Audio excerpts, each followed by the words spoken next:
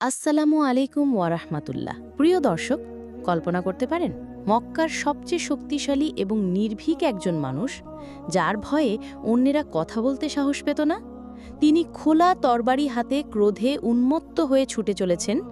উদ্দেশ্য আল্লাহর রাসূল হযরত মুহাম্মদ সাল্লাল্লাহু আলাইহি ওয়াসাল্লামকে চিরতরে শেষ করে দেওয়া। কিন্তু ইতিহাস এক অবিশ্বাস্য পরিবর্তনের সাক্ষী হতে চলেছিল। যে তরবারি নবীর রক্ত ঝরানোর জন্য বেরিয়েছিল, সেই তরবারিই হতে চলেছিল ইসলামের সবচেয়ে বড় রক্ষা কবচ। কিভাবে? আসুন আজ আমরা ডুব দিই ইসলামের ইতিহাসের সেই শ্বাসরুদ্ধকর অধ্যায়ে, যা শুনলে আপনার হৃদয়েও ঈমানের আলো জ্বলে উঠবে। সময়টা ছিল ইসলামের একেবারে শুরুর দিক। মক্কার কুরাইশরা মুসলিমদের উপর চালাচ্ছিল অমানবিক নির্যাতন, আর এই নির্যাতনের নেতৃত্বে যারা ছিল তাদের মধ্যে অন্যতম ছিলেন ওমর ইবনুল খাত্তাব। তার শক্তি, সাহস আর ব্যক্তিত্বের কারণে মুসলিমরা তাকে এড়িয়ে চলত। ইসলামের বার্তা ছড়িয়ে পড়ায় ওমর প্রচণ্ড ক্ষুব্ধ ছিলেন। তিনি ভাবতেন এই নতুন ধর্ম মক্কার সমাজে বিভেদ তৈরি করছে। একদিন তার ক্রোধ চরমে পৌঁছাল। তিনি সিদ্ধান্ত নিলেন এই বিভেদের মূলকে তিনি উপড়ে ফেলবেন। খোলা তরবারি হাতে তিনি বেরিয়ে পড়লেন রাসূল সাল্লাল্লাহু আলাইহি ওয়াসাল্লামের সন্ধানে। রক্তপিপাসু ওমর যখন পথের মাঝে, তখন তার সাথে দেখা হল নুয়াইম ইবনে আবদুল্লাহ রাদিয়াল্লাহুর এর, যিনি গোপনে ইসলাম গ্রহণ করেছিলেন। ওমরের ভয়ঙ্কর রূপ দেখে নুয়াইম শিউরে উঠলেন। তিনি জিজ্ঞেস করলেন, হে ওমর, এই ভর দুপুরে খোলা তরবারি নিয়ে কোথায় চলেছ? ওমর গর্জন করে উত্তর দিলেন, মুহাম্মাদের রীতি টানতে যাচ্ছি। সে আমাদের বাপদাদার ধর্মকে অপমান করেছে, আমাদের ঐক্যে ফাটল ধরিয়েছে। নুয়াইম রাদিয়াল্লাহ বুঝতে পারলেন রাসূলের জীবন সংকটে। তিনি ওমরের মনোযোগ অন্যদিকে ফেরানোর জন্য এক যুগান্তকারী কথা বললেন। তিনি বললেন, অন্যের আগে নিজের ঘরের খবর নাও ওমর। তোমার বোন ফাতিমা আর তোমার ভগ্নিপতি সাইদও তো মুহাম্মাদের ধর্ম গ্রহণ করেছে। এই কথা শোনা মাত্র ওমরের মাথায় যেন আকাশ ভেঙে পড়ল। নিজের বোন, নিজের ভগ্নিপতি! তিনি রাসূলের বাড়ির পথ বদলে বিদ্যুৎ বেগে ছুটলেন তার বোনের বাড়ির দিকে। বাড়ির কাছে পৌঁছতেই তিনি ভেতর থেকে এক অপার্থিব সুর শুনতে পেলেন। তার বোন ও ভগ্নিপতি তখন হযরত খাব্বাব রাদিয়াল্লাহর কাছ থেকে পবিত্র কোরআনের সূরা তাওহা শিখছিলেন। ওমরের পায়ের শব্দ পেয়ে হযরত খাব্বাব রাদিয়াল্লাহ লুকিয়ে পড়লেন, আর ফাতিমা রাদিয়াল্লাহ কোরআনের পাতাটি লুকিয়ে ফেললেন। ওমর ঝড়ের মতো ঘরে ঢুকেই চিৎকার করে বললেন, কিসের শব্দ শুনছিলাম আমি? তারা অস্বীকার করলে ওমরের ক্রোধের বাঁধ ভেঙে যায়। তিনি তার ভগ্নিপতি সাইদ রাদিয়াল্লাহকে মারতে শুরু করেন। বোন ফাতিমা স্বামীকে বাঁচাতে এগিয়ে এলে ওমর তাকেও সজোরে এক থাপ্পড় মারেন।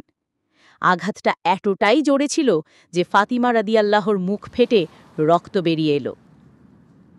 বোনের মুখ থেকে গড়িয়ে পড়া সেই রক্তবিন্দু ওমরের মতো কঠিন হৃদয়ের পাথরে যেন প্রথম ফাটল ধরালো।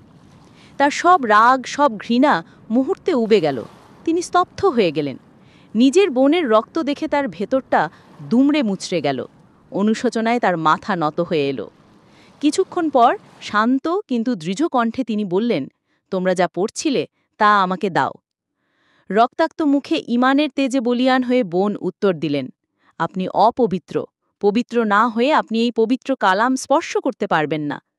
বোনের এই অটল ঈমান দেখে ওমরের হৃদয় আরও নরম হয়ে গেল। তিনি গোসল করে পবিত্র হলেন। এরপর তার বোন তার হাতে তুলে দিলেন কোরআনের সেই পাতাগুলো। ওমর পড়তে শুরু করলেন, সূরা তাওহা। তাওহা, আমি আপনাকে কষ্ট দেওয়ার জন্য কোরআন নাজিল করিনি, বরং এটা তার জন্য উপদেশ যে ভয় করে। এটা তার পক্ষ থেকে নাজিল হয়েছে যিনি পৃথিবী ও সুউচ্চ আসমান সৃষ্টি করেছেন। পরম করুণাময় আল্লাহ আরশে সমাসীন হয়েছেন। প্রতিটি অক্ষর, প্রতিটি শব্দ যেন তার হৃদয়ের গভীরে প্রবেশ করছিল। যে বাণী তিনি কখনো শোনেননি, তার মহিমায়, তার সৌন্দর্যে ওমরের বিশাল শরীর কাঁপতে লাগল। তার চোখ দিয়ে অঝরে অশ্রু বইতে শুরু করল। তিনি বলে উঠলেন, কি অবিশ্বাস্য সুন্দর এই বাণী! কি মহান এই কথা! যিনি এই কথা পাঠিয়েছেন তার ছাড়া আর কারো উপাসনা হতে পারে না। সেই মুহূর্তে তিনি সিদ্ধান্ত নিলেন। তিনি বললেন, আমাকে মুহাম্মাদের কাছে নিয়ে চলো। আড়ালে লুকিয়ে থাকা হযরত খাব্বাব রাদিয়াল্লাহু বেরিয়ে এসে আনন্দের সাথে বললেন, সুসংবাদ হে ওমর, আল্লাহর কসম, আমার মনে হয় রসুলের দোয়া কবুল হয়েছে। তিনি দোয়া করেছিলেন, হে আল্লাহ, দুই ওমরের মধ্যে যাকে তোমার বেশি প্রিয় তাকে দিয়ে ইসলামকে শক্তিশালী করো।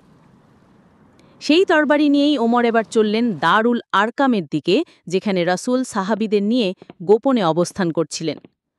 ওমরকে তরবারি সহ আসতে দেখে সাহাবীরা ভয় পেয়ে গেলেন, কিন্তু আল্লাহর রসুল নির্ভীকভাবে এগিয়ে এসে ওমরের পোশাকের কলার ধরে বললেন, কি জন্য এসেছ হে খাত্তাবের পুত্র? যিনি কিছুক্ষণ আগেও ছিলেন ইসলামের সবচেয়ে বড় শত্রু, তিনি তখন মাথা নত করে বিনয়ের সাথে বললেন, হে আল্লাহর রসুল, আমি আল্লাহ ও তার রসুলের প্রতি ঈমান আনার জন্য এসেছি। এই কথা শোনার সাথে সাথে সেখানে উপস্থিত সকল সাহাবী এমন এক আবেগ ও আনন্দে আল্লাহু আকবার বলে তাকবীর ধ্বনি দিলেন, যার শব্দে মক্কার পাহাড়গুলো পর্যন্ত কেঁপে উঠেছিল। সেই দিন থেকেই মুসলিমরা প্রথমবারের মতো প্রকাশ্যে কাবাঘরে সালাত আদায় করার সাহস পেয়েছিল। ওমর আর ইসলামের শত্রু রইলেন না, তিনি হলেন আল ফারুক, সত্য ও মিথ্যার পার্থক্যকারী। ভাই ও বোনেরা, এই অবিশ্বাস্য ঘটনা থেকে আমাদের জন্য অনেকগুলো শিক্ষা রয়েছে। ১. পবিত্র কোরআনের শক্তি কতটা প্রচণ্ড, যা মুহূর্তেই কঠিনতম হৃদয়কে গলিয়ে দিতে পারে। ২. আল্লাহর কাছে করা আন্তরিক দোয়ার শক্তি কখনো বৃথা যায় না। ৩. হেদায়েতের মালিক একমাত্র আল্লাহ, তিনি যাকে ইচ্ছা তাকে সঠিক পথ দেখান। আর সবচেয়ে বড় শিক্ষা হল, কখনো নিরাশ হতে নেই। যে আজ আপনার সবচেয়ে বড় শত্রু, আল্লাহর ইচ্ছায় কাল সেই হতে পারে আপনার সবচেয়ে বড় বন্ধু। ভিডিওটি আপনার হৃদয়ে সামান্য যদি প্রভাব ফেলে থাকে, তাহলে অবশ্যই একটি লাইক দিন এবং কমেন্টে সুবহান আল্লাহ লিখুন। আপনার বন্ধুদের সাথে শেয়ার করে এই সুন্দর বার্তাটি ছড়িয়ে দিন। আর এরকম ইসলামিক অনুপ্রেরণামূলক ঘটনা নিয়মিত পেতে আমাদের চ্যানেলটি সাবস্ক্রাইব করে পাশে থাকুন। দেখা হবে পরবর্তী কোনো ভিডিওতে। ততদিন পর্যন্ত ভালো থাকুন, সুস্থ থাকুন। আল্লাহ হাফেজ।